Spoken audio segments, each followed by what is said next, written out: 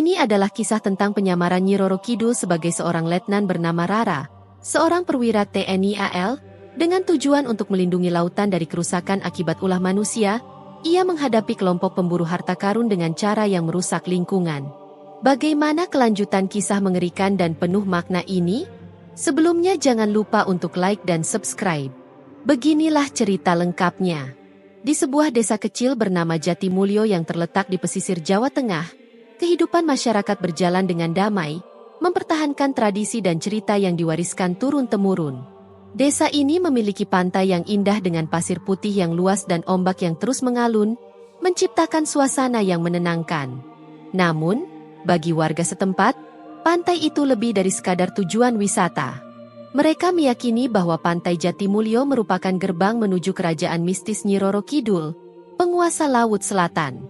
Pada suatu pagi yang cerah, desa itu dikejutkan oleh kedatangan sebuah kendaraan militer TNI AL yang berhenti di tengah lapangan desa. Dari kendaraan tersebut, seorang wanita berpakaian seragam TNI AL turun dengan langkah penuh wibawa. Wajahnya tegas namun memancarkan pesona yang luar biasa. Kulitnya seputih bulan purnama, dan matanya menyiratkan kebijaksanaan yang mendalam. Wanita itu memperkenalkan dirinya sebagai letnan dari Satuan Korps Angkatan Laut, seorang perwira muda yang ditugaskan untuk menyelidiki fenomena aneh di perairan sekitar Jatimulyo.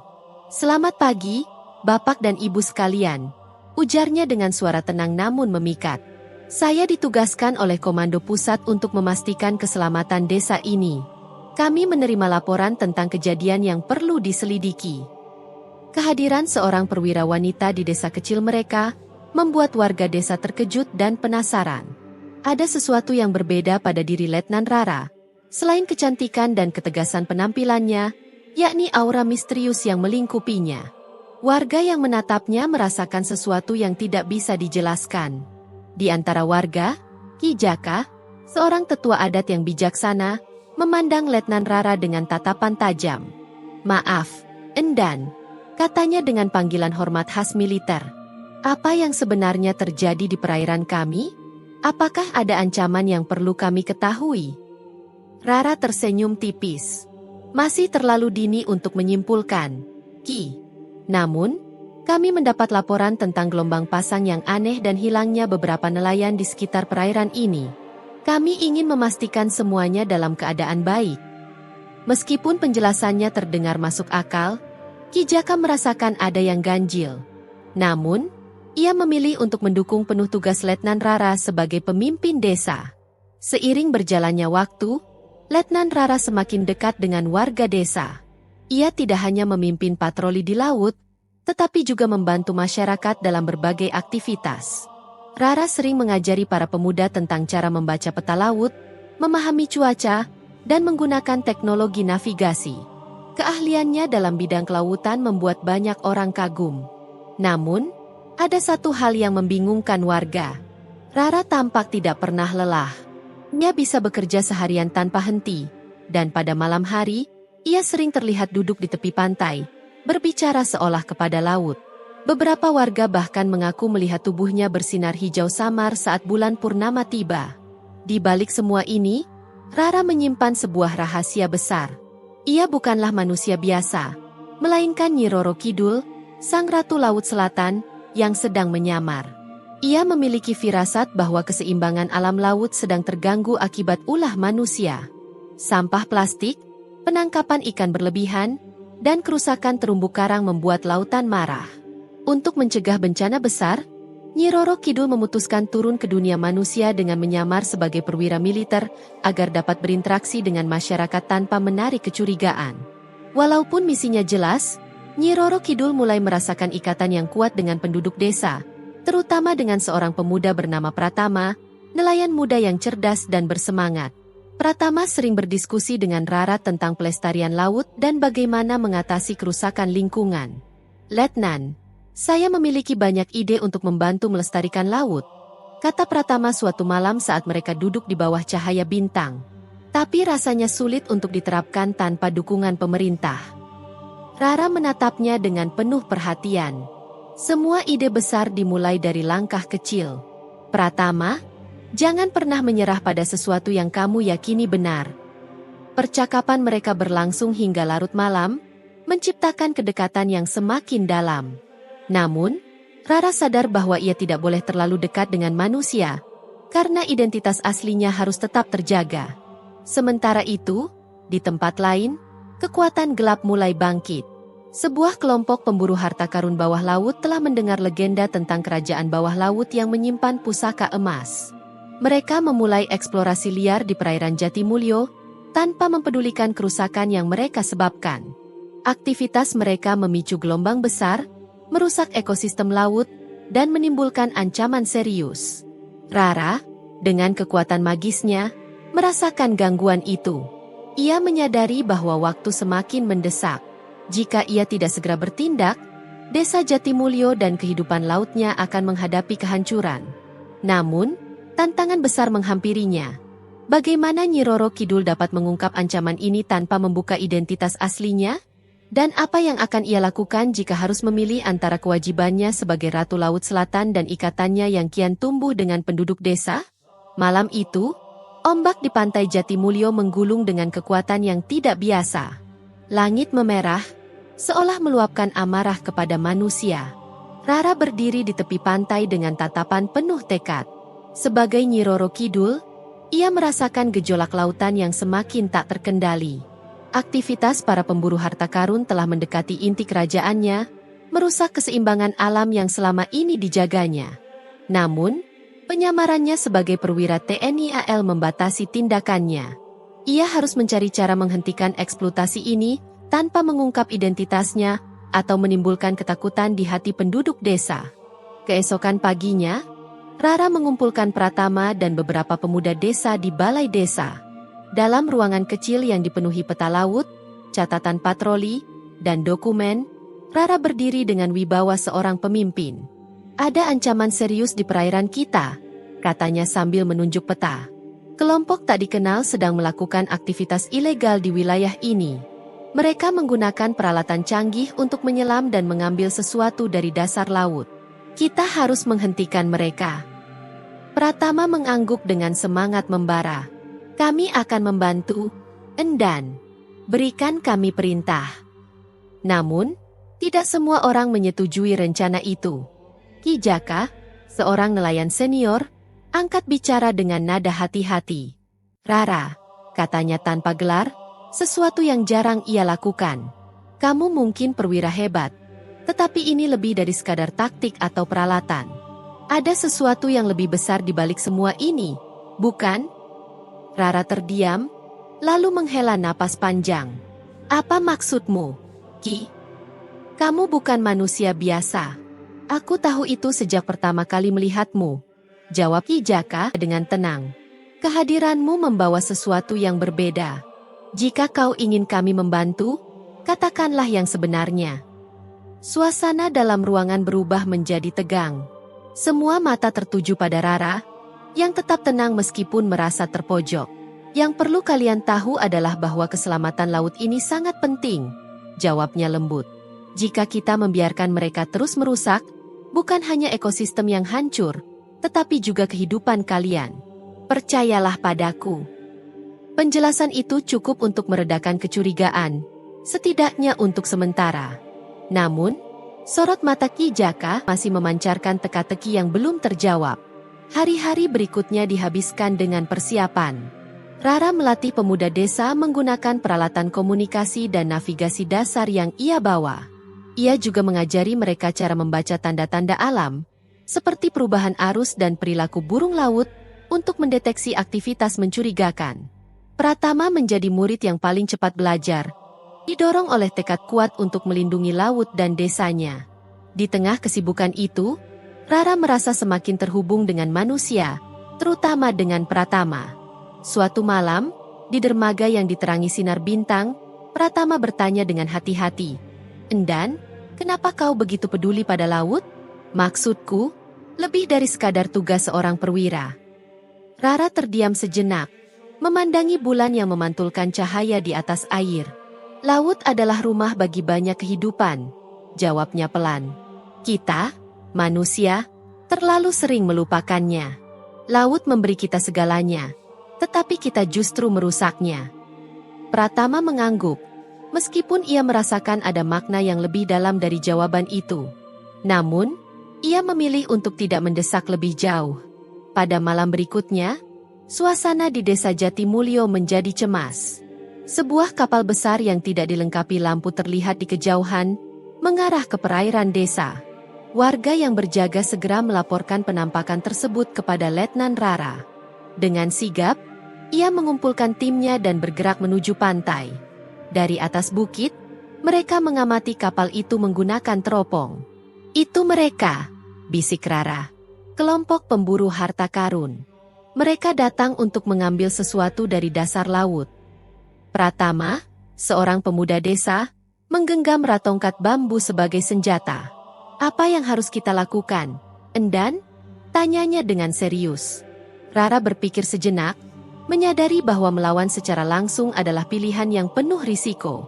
Di satu sisi, ia tidak bisa menggunakan kekuatan magisnya tanpa membongkar identitas aslinya.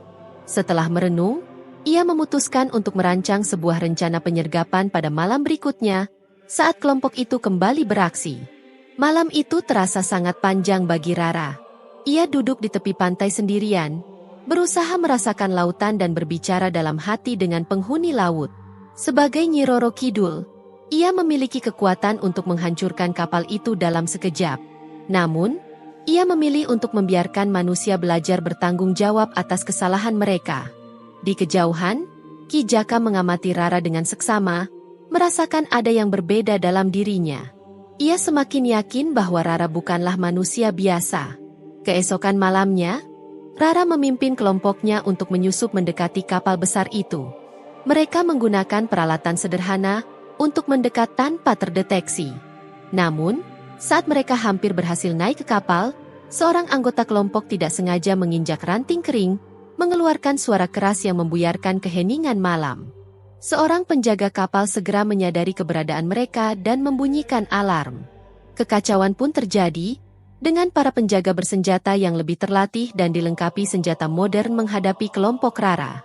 Dalam kebingungannya, Rara melihat Pratama terpojok oleh dua penjaga. Tanpa berpikir panjang, ia melompat dan menghentikan mereka dengan gerakan yang sangat cepat.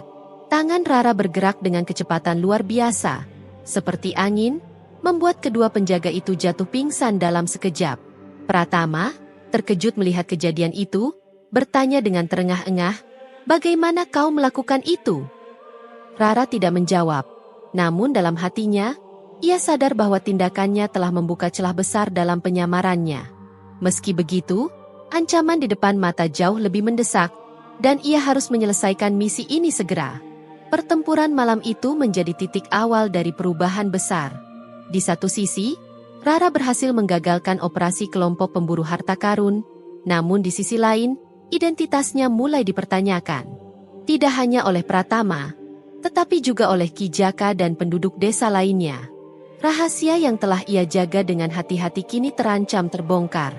Rara tahu, jika kebenaran itu terungkap, ia harus menghadapi konsekuensi yang tak terduga. Pada pagi harinya, desa Jatimulyo tampak tenang, namun suasana hati warga jauh dari damai. Banyak yang membicarakan aksi Letnan Rara yang melampaui batas kemampuan manusia. Pratama, yang menyaksikan langsung kekuatan luar biasa Rara, mulai merasa ada sesuatu yang lebih besar dari sekadar penyelidikan militer. Pratama memutuskan untuk menemui Rara di rumah sementara yang disediakan oleh warga. Ia mengetuk pintu dengan tegas. "Endan, saya ingin bicara," katanya. Rara membuka pintu dengan wajah tenang. Namun ia tahu pembicaraan ini tidak akan mudah. Ia mengundang Pratama masuk dan mempersilakan duduk. Sebelum Rara sempat berbicara, Pratama langsung bertanya, "Siapa kau sebenarnya?" Rara menatap Pratama dengan mata penuh kebijaksanaan, meski ada sedikit kelelahan yang terlihat. "Apa maksudmu, Pratama?" tanyanya. "Saya melihat apa yang kau lakukan semalam," jawab Pratama. "Gerakanmu, kekuatanmu, itu bukan sesuatu yang bisa dilakukan oleh manusia biasa. Jadi, siapa kau sebenarnya? Dan apa tujuanmu di sini?" Rara terdiam cukup lama, merasa beban keputusan ini begitu besar. Ia tahu bahwa saat ini ia berada di persimpangan. Jika ia terus menyembunyikan kebenaran, kepercayaan Pratama dan warga desa mungkin akan hilang. Namun, jika ia mengungkapkan semuanya, risiko yang lebih besar bisa muncul.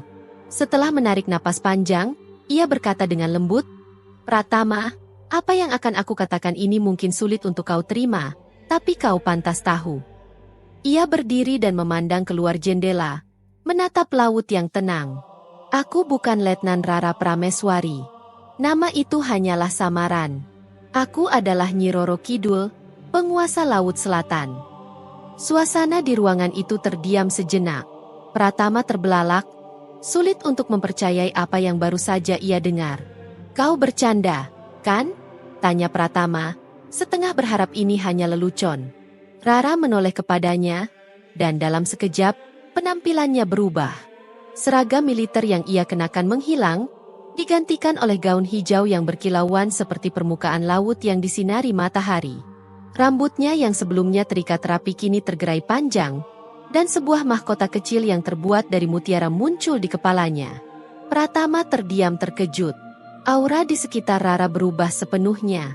Ia memancarkan keagungan yang sulit dijelaskan, membuat Pratama merasa kecil di hadapannya. "Aku tidak pernah berniat untuk menyakiti siapapun," lanjut Rara dengan suara yang kini terdengar lebih lembut, namun penuh kewibawaan. "Aku datang ke sini karena laut kita sedang dalam bahaya. Kerusakan yang dilakukan oleh manusia telah mengancam keseimbangan alam, dan aku harus bertindak sebelum semuanya terlambat."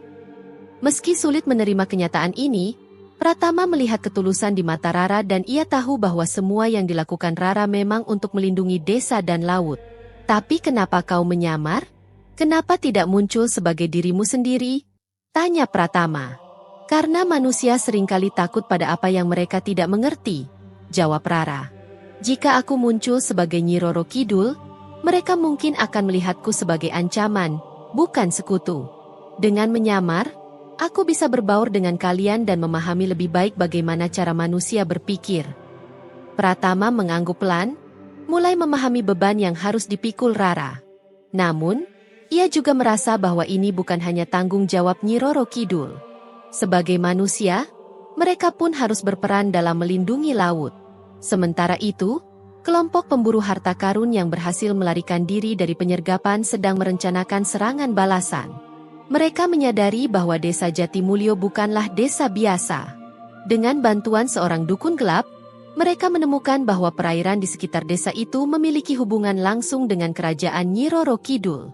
Mereka percaya bahwa jika mereka bisa menguasai gerbang itu, mereka akan mendapatkan kekayaan tak terhingga. Para pemburu kembali dengan kapal yang lebih besar, membawa senjata berat dan peralatan sihir yang diperoleh dari dukun tersebut. Mereka berniat menghancurkan desa jika perlu demi mendapatkan apa yang mereka inginkan. Di desa, Ki Jaka, yang sejak lama mencurigai identitas Rara, akhirnya memutuskan untuk berbicara langsung dengannya. Ia datang ke rumah dinas dengan membawa tongkat kayu yang selalu ia gunakan. "Roro Kidul," katanya dengan penuh hormat, menggunakan nama asli Rara. "Aku tahu kau bukan manusia biasa sejak awal. Sekarang, aku hanya ingin tahu bagaimana kami bisa membantu." Rara tersentuh oleh ketulusan Ki Jaka. Ia menjelaskan situasi yang sebenarnya, termasuk ancaman yang kini semakin dekat. "Aku membutuhkan bantuan kalian untuk melindungi desa ini. Aku akan melindungi laut, tetapi di darat, aku membutuhkan kalian." Ki Jaka mengangguk. "Kami akan melakukan apa yang kami bisa. Tapi ingatlah, laut dan darat harus bekerja bersama. Keseimbangan itu penting." Rara tersenyum. Kata-kata Ki Jaka menguatkannya bahwa ia tidak sendiri dalam perjuangan ini. Malam itu, saat bulan purnama bersinar terang, kelompok pemburu harta karun kembali ke perairan Jatimulyo. Namun kali ini, mereka tidak hanya menghadapi kekuatan magis Nyi Roro Kidul, tetapi juga semangat persatuan warga desa. Di pantai, Pratama memimpin kelompok pemuda yang telah dipersenjatai dengan alat-alat sederhana untuk menghadapi ancaman tersebut. "Ini adalah tanah kita, rumah kita," teriak Pratama kepada kelompoknya. "Kita tidak akan membiarkan siapapun merusaknya." Rara, yang kini kembali mengenakan seragam militernya, berdiri tegar di samping Pratama. Meskipun ia tahu bahwa ia bisa mengalahkan para pemburu sendirian, ia ingin melibatkan manusia dalam perjuangan ini. Ia percaya bahwa dengan cara ini, mereka akan lebih menghargai laut dan berkomitmen untuk melindunginya di masa depan. Gelombang pertama pertempuran pun dimulai. Di darat, warga desa berhadapan dengan penjaga bersenjata. Sementara di laut, Rara memanggil kekuatan ombak untuk menghalangi kapal besar yang dibawa para pemburu. Cahaya hijau yang menyilaukan memancar dari laut, menandakan bahwa Nyi Roro Kidul telah turun tangan. Namun, ini hanyalah awal dari sebuah perjuangan besar. Ancaman yang lebih besar masih tersembunyi di balik bayang-bayang, dan Rara tahu bahwa ujian terbesar belum datang. Malam itu, langit di atas desa Jatimulyo dipenuhi cahaya bulan purnama, memantulkan kilauan misterius di atas ombak yang berdesir. Di lautan, kapal besar milik kelompok pemburu harta karun meluncur dengan peralatan canggih, siap menantang kekuatan Nyi Roro Kidul. Namun, mereka tidak hanya mengandalkan teknologi. Dengan bantuan seorang dukun gelap, mereka memanggil kekuatan mistis yang dapat mengendalikan laut untuk melawan Sang Ratu Laut Selatan. Di pantai, Pratama memimpin para pemuda desa untuk menjaga garis pantai. Dengan peralatan seadanya seperti jaring, bambu tajam, dan lentera, mereka bertahan dengan penuh keberanian. Di sisi lain, Rara berdiri tegak di atas batu karang, kini tidak lagi menyamar. Sebagai Nyi Roro Kidul, ia mengenakan busana hijau berkilauan yang melambangkan kekuasaannya atas laut. Warga desa yang menyaksikan pemandangan ini hanya bisa terdiam, terpesona dan takut pada saat yang bersamaan.